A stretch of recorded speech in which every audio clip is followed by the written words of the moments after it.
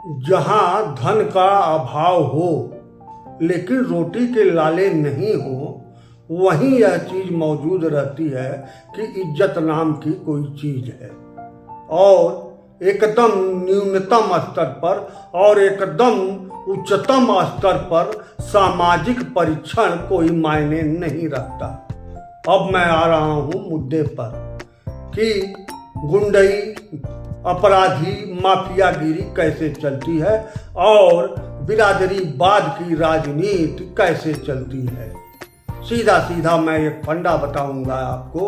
अभी एक माफिया जी हैं, तमाम कत्ल किए, तमाम पैसे पर कत्ल किए, ऐसे नहीं किए, पैसा लेकर, जिसको सुपारी किलर थे, वह सुपारी लेकर किलर किए, काफ़ी इनाम था। बाद में वह हाजिर हुए, फिर बाद में अब जेल से बाहर आकर साम्राज्य खड़ा कर रहे हैं। हालांकि इसके पहले भी उनका बहुत बड़ा साम्राज्य रुपए पैसे का खड़ा हो चुका है और आज भी जो आपराधिक कृत्य से पैसा, उसी के नाम पर बहुत बड़े गुंडा, बहुत बड़े माफिया हैं, इसके नाम पर भी तमाम काम होते हैं। मैं इसलिए उदाहरण दे रहा हूँ कि इस समय उन्हीं के सजाती, यानी उसी जात का मैं भी हूँ जिस जात के हमारे मुख्यमंत्री बताए जाते हैं, और उसी जात के ये माफिया भी हैं। मैं अभी एक जगह जा रहा था तो लोगों ने बताया, उनके गुर्गों ने बताया, लोगों ने नहीं, कि आगे मत जाइए, चकरोट पर रहर बोई गई है, रहर की फसल बोई गई है चकरोट पर। जो सरकारी चकरोट है उसको उस माफिया के गुर्गों ने अपने कब्जे में लेकर उस पर रहर बो दिया है माफिया। और इस समय मुख्यमंत्री का बुलडोजर या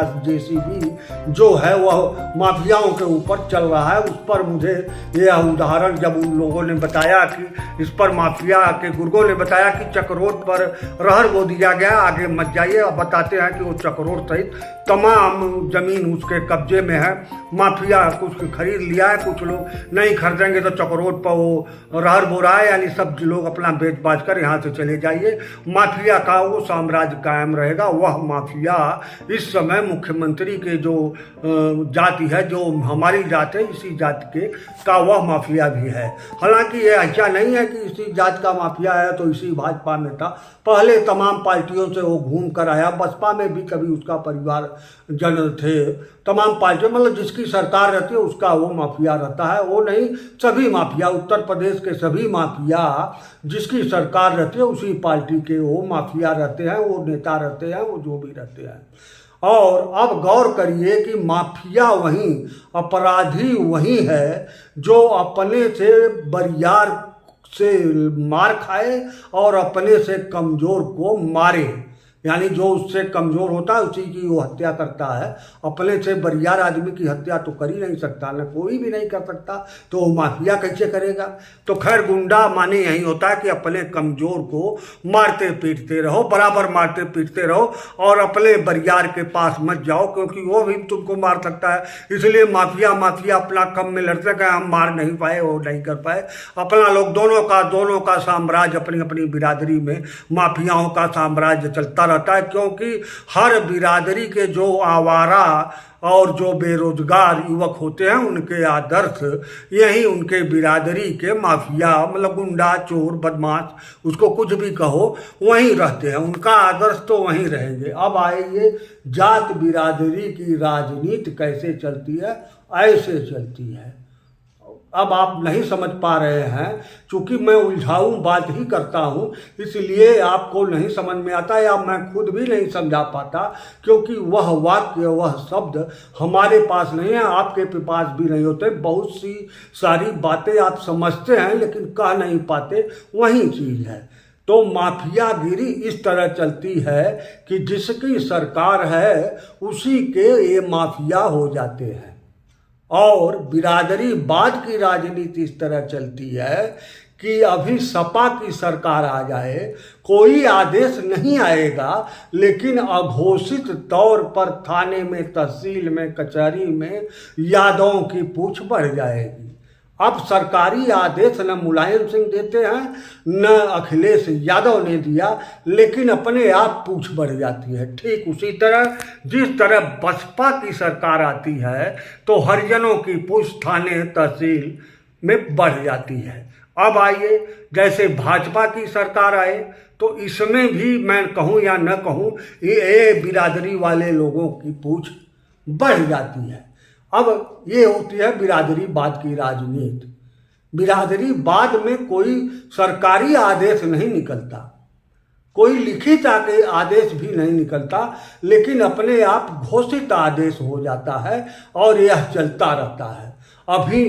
अभी की सरकार जो है उसके विषय में यह बताया जा रहा है कि अब माफियों को एकदम नेस्त नाबूद कर दे रही है। और मैंने आपको एक उदाहरण दे दिया कि किस तरह माफिया नेस्त नाबूद हो रहे हैं। ऐसा नहीं है कि अखिलेश के सरकार में माफिया नहीं थे, मायावती के सरकार में माफिया नहीं थे। कांग्रेस के जमाने में भी माफिया थे, बिल्कुल थे। और यह भी नहीं है कि इस जमाने में माफिया नहीं है, यानी वर्तमान सरकार में माफिया नहीं है।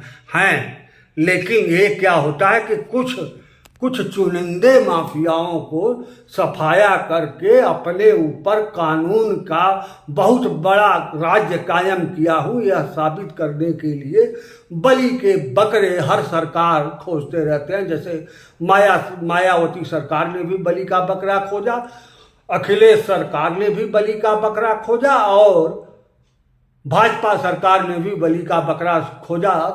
तमाम लोग, कल्याण सिंह, तमाम लोग ऐसे हैं जो बलि के बकरे खोजते रहते हैं।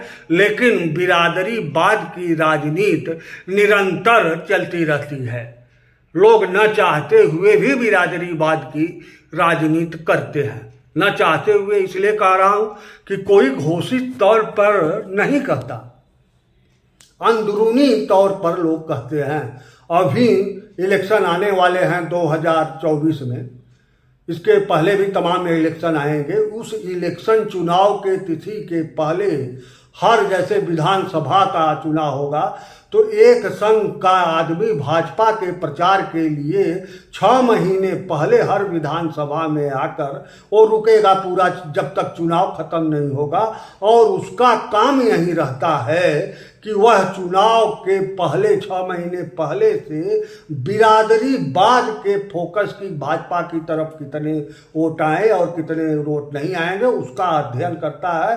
और जब प्रत्याशी घोषित हो जाता है तो उसके साथ वह संघ का आदमी कार्य करता है। खैर ये बहुत लंबी प्रक्रिया है, जो संघ से जुड़ा है, भाजपा से जुड़े लोग हैं इसको जानते हैं। लेकिन अब आप समझिए, वह भी बिरादरीवाद के ही तुलनात्मक वोट का रखवाली करता है, यानी बिरादरीवाद मोस्ट है। और इससे निकलना बड़ा मुश्किल फिलहाल लग रहा है। ठीक उसी तरह जिस तरह से माफियावाद से निकलना थोड़ा सा मुश्किल लग रहा है। मैंने पहले ही आपको स्पष्ट किया, धन का अभाव हो लेकिन रोटी के लाले नहीं हो, वहीं यह चर्चा होती है कि इज्जत नाम की कोई चीज है। इसका तात्पर्य समझिए, जो नेतागिरी में बहुत उच्चतम बिंदु प्राप्त कर लिया उसके हाथ सामाजिक मापदंड नहीं रह जाता, कोई सामाजिक परीक्षण नहीं होता। उसके घर की लड़की लड़के कुछ बिरादरी किसी के साथ चले जाएंगे, शादी कर लेंगे, तमाम, वहाँ कोई परीक्षण नहीं होता। वही परीक्षण होता है जहाँ धन का अभाव रहता है लेकिन रोटी मतलब खाने पीने की तकलीफ नहीं होती। वहाँ लोग सोचते हैं अरे यार ऐसा मत करिए, इज्जत नाम की भी कोई चीज़ है। और जो माफिया पैसा के बल पर आगे चल जाता है उसके यहाँ भी सामाजिक परीक्षण नहीं होता। ठीक वह कहीं भी रहर हो सकता है, चकरोट पर, कहीं भी, वो हमारे आपके खेत में भी रहर हो सकता है, बता सकता है कि यह हमारी है। इस तरह गुंडागिरी का साम्राज्य चलता है, इस तरह बिरादरीवाद की राजनीति चलती है। कैसे? क्योंकि गुंडों का, जो माफियाओं का, उस जाति के लोफर लफंगे सभी सपोर्ट करते हैं।